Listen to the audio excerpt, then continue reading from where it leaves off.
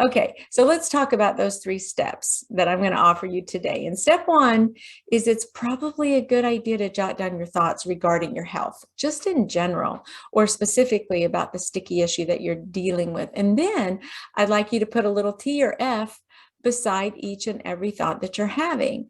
T for true, F for false.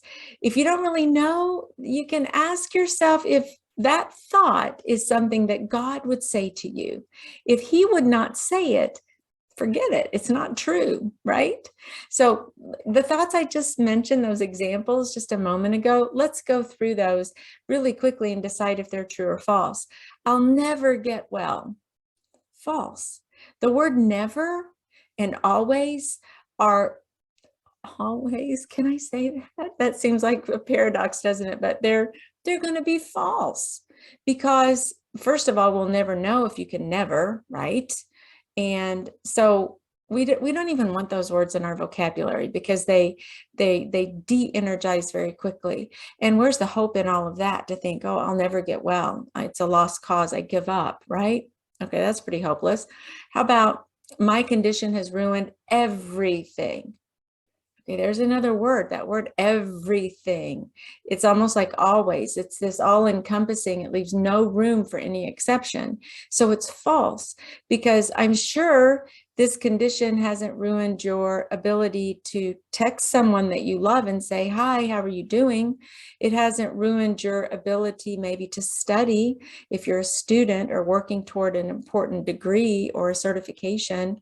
It hasn't influenced or ruined your ability maybe to drive or to go to the shopping. I mean, there are so many things we could say. So that's definitely false. It may influence some of the things that you do and you're accustomed to doing, but to say that it's ruined everything is really not true. How about this one? I'll just have to live with this the rest of my life. Again, do you sense that resigned negativity there, that hopelessness and just giving up, like, ugh, it's all over, whatever? That kind of attitude about our health won't get you very far, and it certainly won't help you work your way out of the place where you're stuck with your pain. It's no use. Nothing I try seems to help. Again, it's no use. That's an energy drainer. That's not something that I want to engage with my mind and connect it with my brain, which influences my feelings and emotions, which in turn influences exactly what I do. So no, I want to walk to a different beat.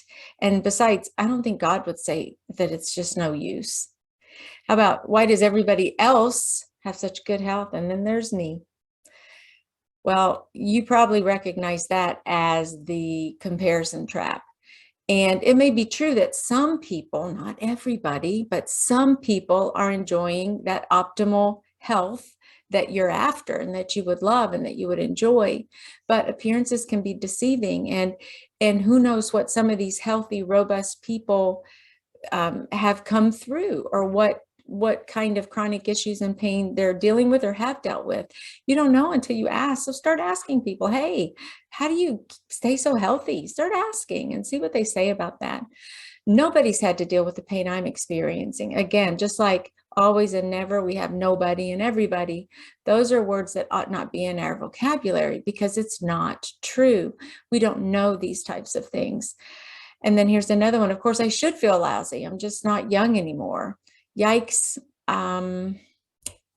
Yeah, we're all getting older. I'm getting older, but does it mean that because I'm getting older that I'm definitely on the outs and that I should feel lousy as I age? I don't want to subscribe to that belief. And there are a few Bible verses where God tells us that there are considerable benefits as we age. One of them would be wisdom.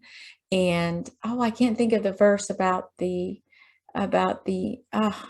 men, old men. Maybe it's prophesying. Maybe it's that one I'm thinking about. But at any rate, the point is, if you even don't say, okay, true or false about one, if you can't decide whether they're true or false, I don't think that God is a respecter of your age necessarily and would just say, hey, you're out, you're 60, forget it, you're 70, forget it, you're 80, forget it. I don't think that's the way he runs.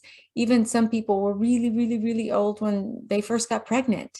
Think of Abram and Sarai, Sarah and Abraham, and their experience, Elizabeth even.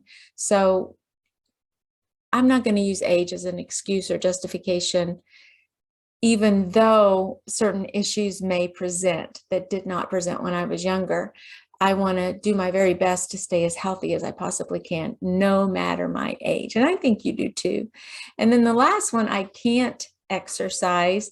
It hurts too much to do so. Well, that may be true, but we can get really creative. Just because you can't do a certain type of exercise doesn't mean there's not an alternate that you can pick up. So that's step one. Go ahead and write down all those thoughts, determine that if they're true or false, and then we can begin to go to step two, which is jot down a new mental thought plan and a prayer to take back those negative and toxic thoughts that do not help our emotional state in any way whatsoever.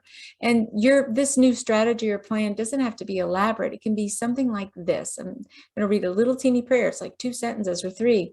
Lord, you are my healer. That's true. God says that. He's the healer. Yes, how I'm feeling is uncomfortable and challenging. That's true. It may be uncomfortable. My plantar fasciitis is uncomfortable. It's painful. And it's definitely challenging because I love to play pickleball. Okay? And you got to stand on your feet to play pickleball. But with your help, God, I can creatively address some of these issues. God is creator and he created us in his image. That means we have an ability to create as well and to think and really figure out how we can deal with this kind of pain. And then give me wisdom to deal with my body in a way that honors you. So do you see how we're involving him in all of this? We're asking him to help us vet out those thoughts that are false, ditch them. And we want to turn our focus into what God actually says about him, about us, and about our situation. Now, we've positioned ourselves essentially in a brand new way. We're no longer slouched over, disgruntled and discouraged, but rather you're casting your eyes over to God and you're infusing your own life with hope and you're trusting him for all the outcomes. This liberates you from the emotional shackles of dealing with chronic pain and stress. And then the last step, step 3, after we identify our thoughts, whether they're true or false, ditch those false ones, write a little prayer or strategy, what thoughts we want to engage and focus on regarding our health. Then that leaves us to step 3, which is simply taking action.